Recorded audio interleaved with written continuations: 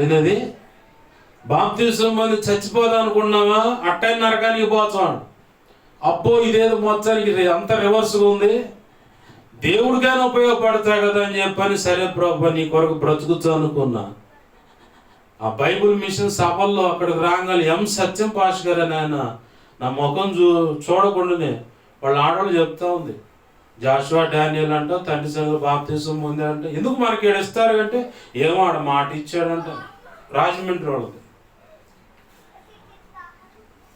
Jashuva Daniel అనగానే ఇక్కడ తిరిగా, నువ్వు సేవ చేస్తావు అండి. ఆయన ముఖం చూసి, నేను నేర్చుకోలే అప్పుడే రాను అన్నా.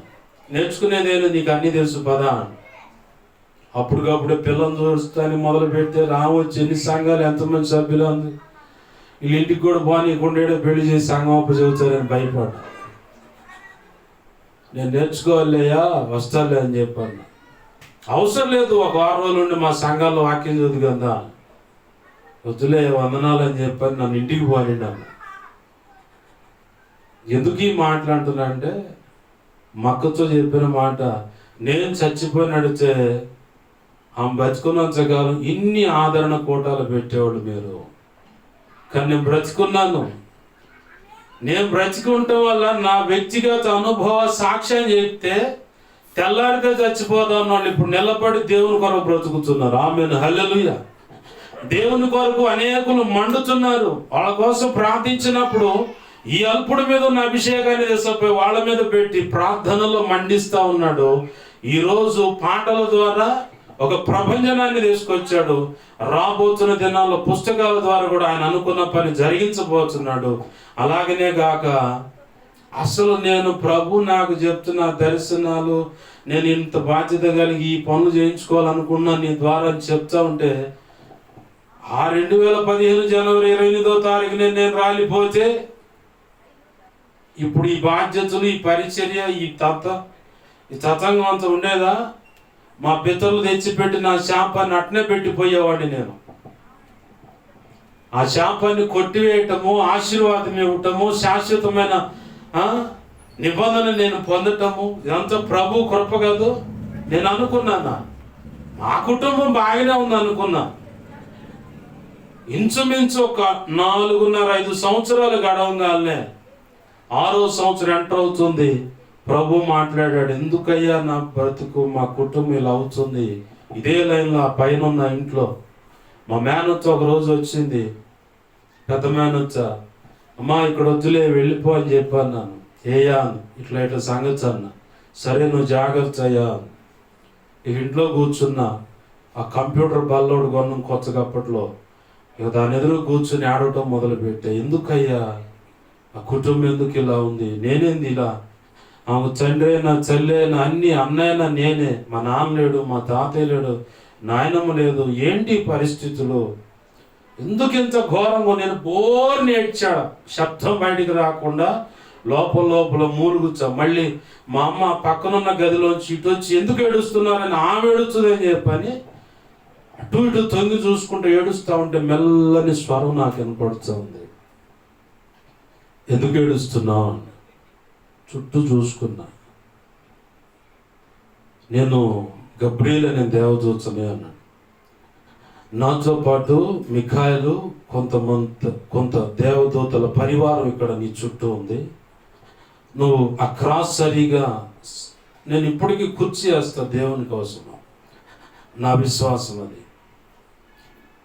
కొంతమంది దాన్ని మొండి అనుకోవచ్చు, మూఢభక్తి అనుకోవచ్చు. నా ప్రభు వస్తాడు కూర్చుంటాడు. అక్కడ కుర్చీ వేసావు కదా, ఈ బ్యానర్ కాదు ఇంకోటి ఉంది అటు లోపల, క్రాస్ సరిగా కుర్చీ వేసి పెట్టేవాడిని. శుభ్రంగా ఎప్పుడు తుడుస్తాట పెట్టేవాడిని.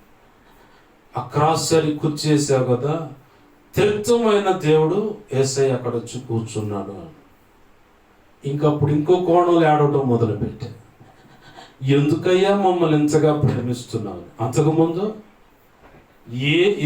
ఏందా ఈ పరిస్థితి అని ఏడ్చా.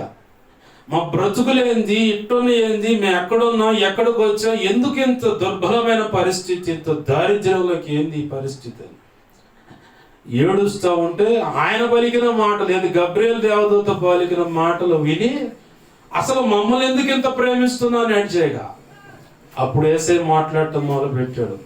మీ పితరులను బట్టి నీ వంశం కుటుంబం శపించబడింది, అయితే నిన్ను బట్టి ఆ శాపాన్ని కొట్టివేసి భూమి అంతమయ్యే సమయం వరకు నీ వంశం నీ కుటుంబం ఉంటుంది. నీ వంశంలో నీ కుటుంబంలో ఉన్నవాళ్ళు నా సన్నిధిలో ఉండి నా సేవ చేస్తారు.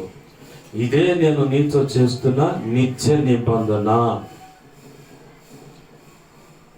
ఇంక ఆడటం మొదలు పెట్టిగా, ఎందుకయ్యా ఎంతగా ప్రేమిస్తున్నావు? ఏముందని? నేను చేసుకున్న తీర్మానం ఒకటే. మా నాయన రక్షణ పొందిన తర్వాత ఎలా బ్రతికాడు ఊరు మొత్తానికి తెలుసు, మేమున్న ప్రాంతానికి తెలుసు. మోకాలు పైకి కాలు తీసిన తర్వాత ఆయన ఎలా బ్రతికాడో కొంతలో కొంత నాకు తెలుసు. అలా దైవ చిత్తానికి వేరుగా శరీర కార్యాల్లోకి నేను వెళ్ళకూడదు. ఈ సందర్భం ఎప్పుడైతే నేను దేవుని దగ్గర తెలుసుకున్నానో, నాకు ఈ బ్రతుకొద్దు. అబ్రహాము దావీదులు పొందినటువంటి శాశ్వతమైన ఆశీర్వాదం కావాలని వాళ్ళలాగా నేను బ్రతకూడదు. నా బ్రతుకు ద్వారా నేను చేస్తున్న భక్తి సాధన బట్టి చరస్థిరాస్తులు నా తర్వాత వారికి పంచి పెట్టకపోయినా దేవుడు నిర్ణయించిన శాశ్వతమైన ఆశీర్వాదం కొంతలో కొంతకైనా నేను పంచి వెళ్ళాలని ఆశపడ్డాను. నా ప్రభు అయితే ఈ భూమి అంతమయ్యే సమయం వరకు నేను ఇస్తున్నాను అన్నాడు. ఆమేన్, హల్లెలూయా. చచ్చిపోతే ఇవన్నీ వచ్చాయా? భవిష్యత్తు ఏంటో అర్థమయ్యేదా? అస్సలు నేను అనుకోలే. నేను ఊళ్ళో ఉంటే ఖచ్చితంగా ఒక రాజకీయ నాయకుడు, మనంతా స్పిరిట్ అన్నమాట.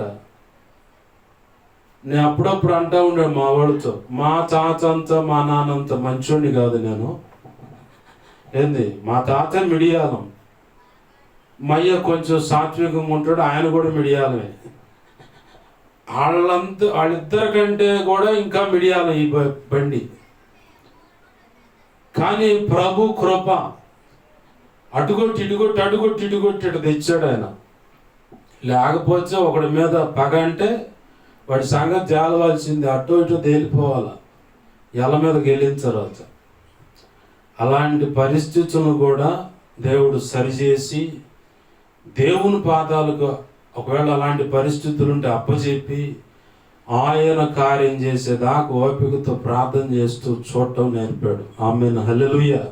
లేకపోతే ఎంతసేపా రంకెలేసినోడిని, ఎవడెవడు ఎక్కడెక్కడ నా వాళ్ళ విషయంలో కుట్ర పడినోడు, తగాదులు పెట్టుకోవడానికి బయలుదేరినోడు కూడా తెలుసు నాకు.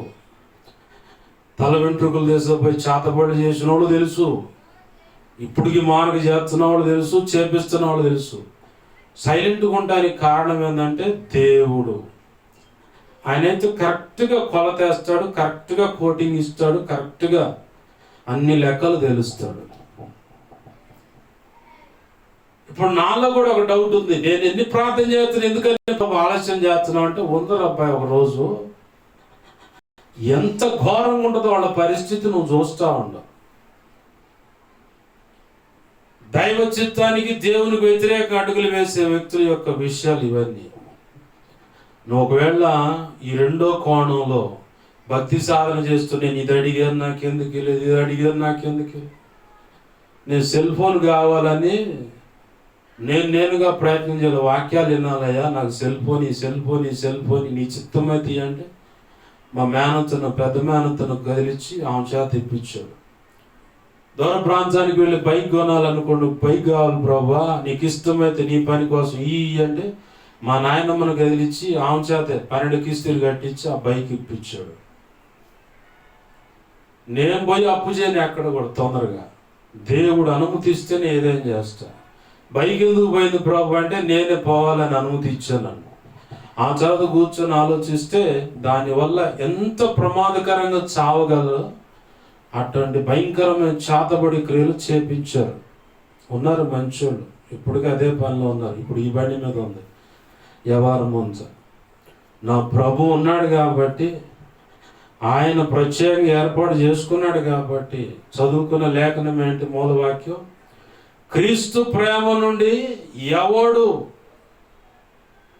మనలను ఎడబాపు వాడేవాడు, శ్రమైనను బాధైనను హింసైనను కరువైనను వస్త్రహీనత అయినను, ఉపద్రవమైనను, ఖడ్గమైనను మనను ఎడబాబున పల్లవుతీ. ఇవన్నీ ఎన్నొచ్చినా కానీ, ఎటువంటి ఎదురొచ్చినా కానీ నా ప్రభువే నీకు పరాక్రమశాలిగా, ఇర్మియా 20:11 ఏముంది? పరాక్రమం గల సూర్యుని వలె యెహోవా నాకు తోడై ఉన్నాడని. అదే మాట మీద పాట రాయడానికి ప్రభు కృప ఇచ్చాడు. అదే మాట మీద ఒక పాట రాయించాడు ప్రభు. ఆశపడ్డాను ఇలా రాయాలి ప్రభు అని. అయితే రాయను. పెళ్లి గురించి ఒక పాట రాయాలి 6 సంవత్సరాల క్రితం ఉద్దేశించాను. ప్రభు కృపను బట్టి మొన్న ఒకటి రాయించాడు. ఆయన ఎప్పుడైతే రికార్డింగ్ చేయిస్తాడో తెలియదు కానీ, అయితే అద్భుతంగా ఉంది ఆ పాట కూడా పెళ్లి గురించి.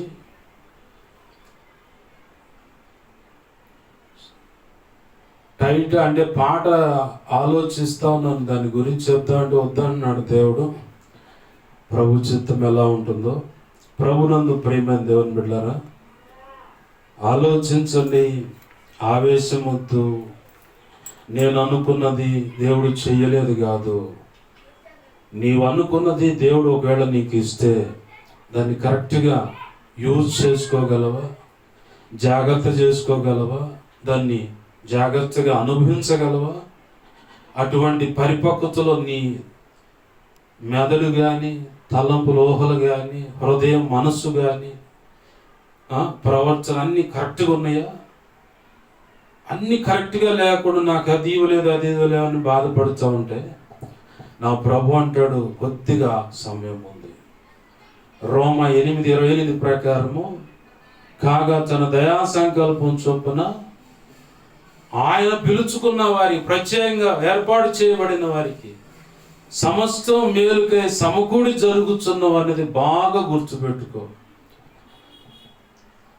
తన తండ్రిని తీసుకున్నాడని అబ్రహాము కొంతకాలం బాధపడ్డా, దేవుడు అబ్రహామును తీసుకొని వచ్చి కనాను దేశంలో నిలబెట్టి ఇదంతా నీదే అన్నాడు. ఏంది, ఒకవేళ ఎవరినైనా కోల్పోయిన దాన్ని బట్టి బాధపడే సందర్భం ఉంటే నేను అంటాను, నీ జీవితంలో దేవుడు మేలు తలంచాడు. ఆ మేలు దిశగా నిన్ను నడిపించాలని ఉద్దేశిస్తున్నాడు. ఆయనకు నువ్వు అప్పచెప్పుకుంటే ఆ మేలైన ఆశీర్వాదంలో నీవుంటావు, నీ బ్రతుకు కూడా ఉంటుంది. వాస్తవం ఇది, మేలైన ఆశీర్వాదం. యోసేపు పిల్లలు మనష్షే, ఎఫ్రాయిము. యోసేపు వెళ్ళక ముందే యాకోబు అంటున్నాడు, వీళ్ళిద్దరు కూడా నా బిడ్డలేనబ్బా. అదేంది నాన్న అంటే, నీకు తెలియదులే. ఆ మనష్షే, ఎఫ్రాయిం అనే వాళ్ళని ఒక గోత్రంగా దేవుడు తీసుకొచ్చి పునాదులుగా నా పట్టణంలో 12వ గోత్రంగా సెట్ చేశాడు. ఆమేన్, హల్లెలూయా. యోసేపుకు తెలుసా ఆ సంగతి? యాకోబుకు తెలుసా? పరిశుద్ధాత్మ దేవుడు అక్కడ కార్యం జరిగించాడు. యాకోబును ప్రేరేపించి వీళ్ళిద్దరు కూడా నా పిల్లలేనబ్బా అన్నాడు. కారణం 12వ గోత్రాన్ని ఫుల్ఫిల్ చేయడానికి యోసేపు ఇద్దరు పిల్లలు అక్కడ ఉపయోగపడ్డారు. దేవుడిచ్చే ఆశీర్వాదం నీకు అంతుపట్టదో, అర్థం కాదు. అది అర్థం కాకే తలబీక్కునేది. అర్థమైతే ఆయన జోకలో నీ ఇంట్లో పనివాడుగాను మారిపోతాడు. దయచేసి మాటలు నమస్కరించండి. క్రీస్తు ప్రేమ నుంచి ఎడబాసేవి రక్షణ విషయంలో అయితే కులమో, కుల కట్లు, మతమో, లేదంటే వివాహాలు పెద్దలో రక్షణ పొందకుండా అడ్డగించేది, ఆ ప్రేమను పొందుకోకుండా అడ్డగించేది. రెండవది, ఆ క్రీస్తు ప్రేమ నుంచి ఎడబాపు చేసేది విషయాలు, సందర్భాలు వచ్చేసరికి నువ్వు అనుకున్నది జరగలేదు, పలానా విషయం అది. వ్యక్తులు కూడా దూరం చేస్తాడు. ఆ వ్యక్తులు ఎవరంటే పాపానికి ప్రేరేపించే దెలీలా లాంటి వాళ్ళు. పాపానికి ప్రేరేపించే దెలీలా లాంటి వాళ్ళు. దేవుడు ఏర్పాట్లో సంసోను ఉన్నాడు, కానీ శరీర ఇచ్చలు కంట్రోల్ కాలేక ఆ రోజుల పరిస్థితులు అలా ఉన్నాయి. తన భార్య వేరొకరికి ఇవ్వబడిందన్న మనశ్చింతతో ఉన్నప్పుడు ఈ దెలీలా అందచందాలు నచ్చాయి. ఆమె దగ్గర పోగానే సరే ఓకే అందావా. ఇక ఆమెతో సంసార ధర్మం మొదలు పెట్టాడు. ఆ ప్రాంతానికి పోయినప్పుడల్లా, ఖాళీ ఉన్నప్పుడల్లా ఇంటి పంచను ఉండకుండా ఆడకపోయి ఇక ఆమె దగ్గర విసిగిపోయిందంట. ఆమె అడిగే ప్రశ్నల దెబ్బకి మనస్సులో విసుగు చెంది రహస్యమైనది చెప్పకుండా విషయాన్ని చెప్పేసరికి ఏమైంది? ఉన్న 2 కళ్ళు పోయిన తర్వాత ప్రాణం పోయింది. ప్రభు యొక్క దయా సంకల్పంకు దూరం అయిపోయి ఈరోజు నీకు నాకు బుద్ధి కలగటానికి ఒక సబ్జెక్టుగా అతను ఉన్నాడు. సైతాన్ గాడు కొంతమందిని తెస్తాడు, మగపిల్లల రూపాయన ఆడపిల్లలకు. మనం చూశారు ఉత్తరప్రదేశ్లో సరదాగా కొండపేట ఎక్కారు 2 ప్రేమికులు. ఆ వ్యవహారం అంతా మంచి తాగుబోతులు ఒక 6-7 ఉన్నారు. ఎంక్వైరీ చేస్తే స్నేహితుడు పాత కక్షను బట్టి మరి వాడికి ప్రేమను యాక్సెప్ట్ చేయలేదేమో వాడు. ఆ అమ్మాయి మంచిగా ప్లానింగ్ చేసి వాళ్ళని పంపిస్తే వాడు మొత్తం సామూహికంగా ఆ అమ్మాయితో శారీరకంగా కలిసి అసలు వీళ్ళు ఆడదా పోవటం ఎందుకు? అది వీడియో మళ్ళీ అది క్లియర్గా వైరల్ అవుతుంది. ఎంత భయంకరమైన పరిస్థితి ఆ అమ్మాయి ఉందో పోయిందో తెలియదు. వీళ్ళు మాత్రం వేల కొడుతూ వీడియోలో చూపిస్తున్నారు. బహిరంగంగా ఉరిదీస్తారో మరి ఏం చేస్తారో తెలియదు. ఉంటారు ఎవరో ఒకళ్ళు జీవితాలను పాడు చేసేవాడు, భవిష్యత్తు నాశనం చేయడానికి ఎవరినో ఒకళ్ళు ఆడుతాడు సైతాన్ గాడు. ప్రత్యేకంగా దేవుని సంకల్పంలో కొనసాగుతున్న వాళ్ళ విషయంలో రహస్యంగా దాడి చేయడానికి ఎవరినో ఒకళ్ళు ఆడుతాడు వాడు. వాడేదాను ఇక నీ భవిష్యత్తు నాశనం చేయడానికి వాడు పగ్గాలు పట్టుకొని ఈడ్చుకొని పోవడానికి చూస్తూ ఉంటాడు. ఆ వ్యక్తి దేవుడు ప్రేరేపించబడిన వ్యక్తి కాదు. సైతాన్ గారు స్కెచ్లో ఇరుక్కున్న వాడిని నీ మీద ఆయుధంగా వాడుతూ ఉంటాడు. ఆయుధంగా దేవుని యొక్క దయా సంకల్పంలోకి వెళ్లకుండా ఇన్కేస్ సేవకురాలను కూడా వాడుతాడు వాడు. వాళ్ళేం పైనుంచి దిగిపడలేదు. ప్రత్యేకపరచబడిన వారిని సైతం మోసపరిచే అధికారం అబద్ధ క్రీస్తుకి అని ఉంది అక్కడ. అబద్ధ ప్రవక్తలని వీళ్ళంతా ఎవరు ఏజెంట్లు? సైతాన్ గాడు ఏజెంట్లు. కాబట్టి సైతాన్ గాడు అంటాను. వాడి చేత ప్రేరేపించబడుతూ ఒకవేళ దేవుని యొక్క దయా సంకల్పంలో నీ వివాహం ఉంటే చెడగొడతానికి దైవజనురాలే నీ తల్లినో తండ్రినో ఇంట్లో పెద్దలను ప్రేరేపించి అది కరెక్ట్ కాదని ఉన్నారు. అలాంటి మంచోళ్ళు వాళ్ళకు తెలియకుండానే వెనకాలండి వాళ్ళ స్వార్థం కోసం కొన్ని జీవితాలు నిలువుగా నాశనం చేసిన వాళ్ళు కొంతమంది ఉన్నారు. కొన్ని కుటుంబాలను పతనం చేసిన వాళ్ళు వాళ్ళ స్వార్థం కోసం. మొన్న మధ్యాడు అంటా ఉన్నాడు, తమ్ముడు కొడుకు వాళ్ళ పెదనాన్నతో మంచి రేటు వచ్చింది పెదనాన్న, అమ్ముదాం స్థలం అను. వీడు పిన్ను పెడతానికి వీడు దుర్మార్గపు ఆలోచన ఏంటంటే ఆ స్థలాన్ని ఆ ఇంటిని వీడు కొనటానికి వేరొకరిని పెడతాడు. ఇది పిన్ను పెడతారంటారు దాన్ని. మఫ్టీలో వేరొక మనిషి కనపడతాడు ముందు. వీడు రహస్యంగా ఉండి వ్యవహారం చేసి క్యాష్ అంతా కట్టించి ముందు అగ్రిమెంట్ వీడి పేరు మీద రాసి ఏంటంటే మంచి రేట్ వచ్చింది పలానోళ్ళు అని చెప్పని ఇక వీళ్ళతో తెగదెంపులు అయిపోతాయి, ఇక రేట్ అయిపోతాయి. ఎవరైనా చేసుకున్నారు రోజు సంతకాలు పెడదాం. దుర్మార్గపు చర్యలు కాదు. ఇట్లా ఎన్నో జీవితాలు, ఎన్నో వ్యాపారాలు, ఎన్నో బ్రతుకులు చిత్రవదలు చేసి సైతాన్ గాడు వాడే కొంత వ్యక్తులు దేవుని ప్రేమ అంటే శాశ్వతమైన ఆశీర్వాదం దాన్ని పొందకుండా నాశనం చేయడానికి కొంతమంది ఉంటారు. ప్రభునందు ప్రేమైన దేవుని బిడ్డలారా, నా మాటలు ముగిస్తూ ఉన్నాను. నువ్వు ఏ స్థితిలో ఉన్నావు, ఎక్కడున్నావు, ఎక్కడ చిక్కబడి ఉన్నావు? ప్రభు అయితే పౌలు భక్తుని ద్వారా అంటున్నాడు, దేవుని ప్రేమ నుంచి రక్షణ లేని వారైతే రక్షణ పొందిన వారితో 3 సందర్భాలు. ఒకటి వ్యక్తులు, రెండోది విషయాలు, మూడవది సందర్భాలు. కొన్ని విషయాలు నచ్చక వాళ్ళకి వీళ్ళకి సంఘంలో ఎవరో ఒకటి పొల్లపూట మాట అంటే ఇక అంతే కథం, ఇంకా సంఘానికి రానోళ్ళు. అవి కొన్ని విషయాలు అన్నమాట. కొంత వ్యక్తిగత సాక్ష్యం పాడైపోయిన దాన్ని బట్టి కూడా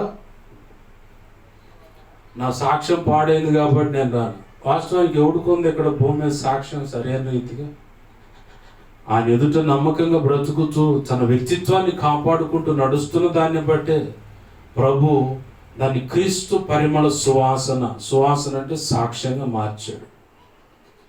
ఎవడికి లేదు భూమి మీద సాక్ష్యం అనేది కరెక్ట్గా, ఎవడు కరెక్ట్గా లేడు. అన్నీ దేవునే కదా. అచుకుల బ్రతుకున్న గతుకుల మార్గం యేసయ్యా దిగిరావా.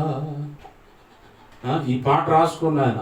అచుకుల బ్రతుకున్న గతుకుల మార్గం కృప చూపవా యేసయ్య అని పాట ఉంది, యూట్యూబ్లో కొట్టండి వస్తుంది. నాకు బాగా ఇష్టమైన పాటలు అదొకటి, ఆయన రాసుకున్న పాటలు. ఏంది, ఎవడు కరెక్ట్ లేడు. పగిలిపోయినది ఏది లోకానికి పనికిరాదు. నీ బ్రతుకు పాడైపోయినా, నీ సాక్ష్యం పాడైపోయినా, కుటుంబ సాక్ష్యం పాడైపోయినా, నీకు అసలు సమాజంలో విలువ లేకపోయినా, నా ప్రభు అంటాడు, నువ్వే నాకు కావాలి, నీ బ్రతుకే నాకు కావాలి, నువ్వు ఉన్న స్థితిలో నాకు అప్పచెప్పుకోవాలి.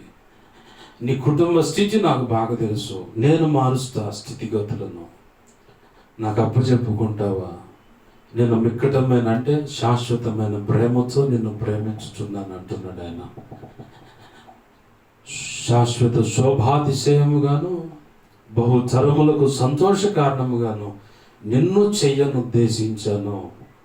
నా కుమారుడా, నా కుమార్తె, నీ బ్రతుకు నాకు అప్పచెప్పుకుంటే, నాకు నువ్వు సరెండర్ అయితే, నీ కుటుంబ స్థితిగతులు నా ఎదుట పెడితే, నీ కుటుంబాన్ని కూడా నాకు ఇంపుగా, నాకు నివాస యోగ్యంగా నువ్వు మారిస్తే, సంఘాన్నైనా సరే ఆయన చెప్పిన కొలతల్లో కనుక నువ్వు అడుగులు వేయగలిగితే, సేవ చేస్తే, నా ప్రభు అంటున్నాడు, శాశ్వతమైన శోభాతిశయముగాను బహుతరములకు సంతోష కారణముగా చేసేదని అంటున్నాడు. ఇదే నీకు ఇస్తున్న వాగ్దానం. ఈరోజు ఆ వాగ్దానం పట్టుకొని ప్రార్థన చేస్తావా? నా ప్రభు నీ కృపనిస్తాడు. రండి ప్రార్థన చేసుకుందాం. ఈ మాటలు మన వినికిడిలో ప్రభు ముద్రించి ఫలింపచేసి ఆయన అనుకున్న ఆశీర్వాదాన్ని మనం స్వతంత్రించుకునేలాగా చెయ్యునుగాక. ఆమేన్. రండి ప్రార్థన చేసుకుందాం. ప్రేమగల మా తండ్రి, నీకు వందనాలు, కృతజ్ఞతాస్తుతులు మా ప్రభువా. క్రీస్తు ప్రేమ నుంచి మనల్ని ఎడబాపు వాడేవాడు అన్న మాటలో ఒకటి మనుషులు, రెండోది సందర్భాలు, మూడవది విషయముగా 3 కోణాల్లో 2 సందర్భాలని మా ఎదుట పెట్టి బహుచేటగా స్పష్టంగా మీరు మాతో మాట్లాడినందుకు కృతజ్ఞతాస్తుతులు. నువ్వు ఏది చేసిన న్యాయమనే స్పష్టతనిచ్చావు. ఇచ్చేది నువ్వు జాగ్రత్త చేసుకుంటావా లేదన్న విషయంలో ఒక ఆలోచన పుట్టించావు. ఏ కారణాన్ని బట్టి మేము అడిగింది పొందుకోలేకపోతున్న విషయం కొద్దిలో స్పష్టతనిచ్చావు. దేవా, నీకు వందనాలు. అవునయ్యా, నీ ప్రేమ నుంచి మమ్మల్ని ఎడబాపు వాడేవాడు కరువైనా, ఉపద్రవమైన, హింస అయినా, వస్త్రహీనత అయినా, మరి ఏదైనానయ్యా, నీ ప్రేమ చాలా విలువైందయ్యా. నీవు నిర్ణయించిన ఆశీర్వాదం చాలా విలువైంది. పౌలు అన్నాడు, ఆ పునరుత్థానంలో నేను పాలి భాగస్తున్నవుటకు క్రీస్తు నిమిత్తమై సమస్తమును పెంటగా ఎంచుకున్నాను అన్నాడయ్యా. ఇహలోక సంబంధమైన ఆస్తిపాస్తులు, వజ్రాల వ్యాపారతను పౌలు. సౌలంటే ఘనుడైన వాడు, కానీ పౌలంటే చిన్నవాడుగా తను తగ్గించుకొని తన యావదాస్తిని తృణీకరించి గుడారాలలో ఉంటూ పరదాపాట్లు కుట్టేవాళ్ళ మధ్యలో ఉండి ఆ పరదాపాట్లు కుట్టుకుంటూ జీవనాన్ని కొనసాగిస్తూ చెరసాల ఖైదీగా మారిపోయి కూడా క్రీస్తునందు నేను సంతోషిస్తున్నానన్నాడు ప్రభువా. ఆనందించండి, మరలా చెప్పుదును, ఆనందించండి. ప్రతి విషయమందు ప్రభుకు కృతజ్ఞతాస్తుతులు చెల్లించుట దేవుని విషయమలే. దేవుని విషయంలో ఇది ఆయన చిత్తమైనది, మన విషయంలో దేవుని చిత్తమైనది అన్నాడు. తను చెరసాలలో ఉండి చిత్రహింసలు పడుచు గాయాల పాలైన నా ప్రభు నిర్ణయించిన ఆశీర్వాదం. తిమోతితో అంటున్నాడు, తిమోతి, మంచి పోరాటం పోరాడాను, నా విశ్వాసాన్ని కాపాడుకున్నాను. ఇక మీదట నాకు నిర్ణయింపబడింది నీతి కిరీటమే. తన దయా సంకల్పం చొప్పున అపేక్షించు వారు, కోరుకునే వారికి కూడా ఈ నీతి కిరీటం ఇవ్వబడుతుంది. నాకు కూడా బహుమతి కావాలని కోరుకున్న వాళ్ళకి ఖచ్చితంగా ఇది ఇవ్వబడుతుంది. తిమోతి, నాతో పాటు శ్రమానుభవంలో పాలివాడవు, దేవుని చిత్తమైతే అన్నాడు ప్రభువా. నీ రోజు నీ ఎదుట నీ కొరకు బ్రతకటానికి కష్టమైపోతుంది. ఈ లోకంలో చెప్పబడిన తాత్కాలిక వైభోగాల విషయంలో మనసు నిలిపి బ్రతుకుతున్నట్లయితే క్షమించు. నీవు రోజు అంటున్నావు, శాశ్వత శోభాతిశయముగాను బహుచరములకు సంతోష కారణముగాను నేను నిన్ను చేసేదనని, ఇదే నీకు ఇస్తున్న వాగ్దానం అంటున్నావు. నీకు వందనాలు కృతజ్ఞతాస్తుతులయ్యా. ఏదైనా నీ ప్రేమ నుంచి మమ్మల్ని ఎడబాయకూడదు ప్రభు. నీ కృపను బట్టి మమ్మల్ని నీ ప్రేమ చేత నింపు, నీ ప్రేమ అంటుకట్టు, నీ ప్రేమగా మమ్మల్ని మార్చు. ఆమేన్. నీ కార్యములు జరిగించమని నీ వాక్యాన్ని హెచ్చించుకుంటున్నాం, నీ నామాన్ని ఘనపరుచుకుంటున్నాం. నన్ను మమ్మల్ని 2 తిమోతి 1:12 నీ చేతులకు అప్పచెప్పుకుంటున్నాం. దేవా, నీ కార్యము జరిగించమని. కళలు, నిద్రల దర్శనం, స్వప్నాలు చూపించబడిన సమస్త చీకటి శోధనడు ప్రభు యేసు నామములో బంధిస్తున్నాను,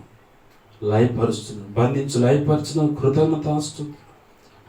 కళలు, నిద్రల దర్శనం, స్వప్నాలు చూపించబడ్డ సమస్త మంచి కళలు, మంచి దర్శనం, మంచి స్వప్నాలు, నిద్రలు చూసి సమస్త మంచి యేసు నామములో త్వరపెట్టావు, జరుగును గాక, నెరవేర్చబడును గాక. త్వరపెట్టావు, జరిగేలా చేసి నెరవేర్చినందుకు కృతజ్ఞతాస్తుతి. ఈ వారంలో సంఘ క్రమాలను ఆశీర్వాదకరంగా జరిగించు.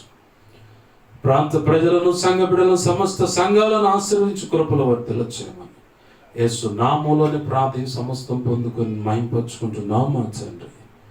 ఆమేన్. ఇప్పుడు మన తండ్రి అయిన దేవుని ప్రేమయు, ఆయన ప్రియకుమారుడైన యేసుక్రీస్తు వారి కృపయు, పరిశుద్ధాత్మ దేవుని అన్యోన్య సహాయ సహవాసము సమకూడిన ఈ ప్రార్థనలు ఏకీభిస్తున్నాయి, ఇక ముందు ఏకీభించబోతున్నాయి. ఈ ప్రాంత ప్రజలకు, ఈ ప్రాంతంలో ఉన్న సంఘాలు, సంఘ బిడ్డలకు, దైవజనుల కుటుంబాలకు, దైవజనులకును ప్రభు ప్రేమించి ఇచ్చిన ఈ పరిచర్యకు, పరిచర్య ద్వారా ప్రారంభించబడిన సంఘాలు, సంఘ బిడ్డలు ప్రార్థిస్తున్న, ఆర్థికంగా అన్ని విధాలు సహకరిస్తున్నా, అలాగే సార్వత్రిక సంఘం ఉన్న సకల పరిశుద్ధులకు నిత్యత్వము చేరు పర్యాంతం వరకు సదాకాలము చూడండి.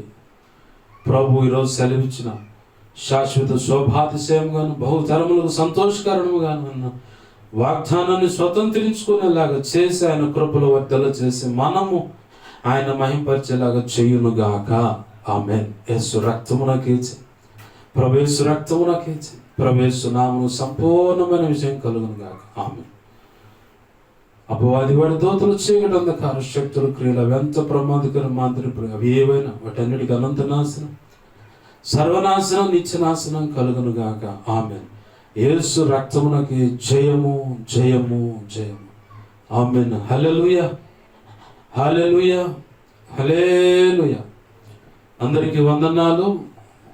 ప్రభు కృప మనందరికీ తోడై ఉండునుగాక. ఆమేన్. చివరి ఆశీర్వాదం గురించి కొంతమందికి అభ్యంతరాలు ఉన్నాయి. ఇలా చేయకూడదని మా పాస్టర్ గారు అంటున్నాడని. ఆయన జలుబు వదిలేలాగా ఒకరోజు దేవుడు అవకాశం ఇస్తాడు, దాని వివరణ ఇస్తాను. అంతవరకు ఓపిక పట్టండి, ఖచ్చితంగా ప్రభు సహాయం చేస్తాడు. దేవుని కృప మనందరికీ తోడై ఆయన ప్రేమలో వర్తిల్ల చేయనుగాక. ఆమేన్. అందరికీ వందనాలు.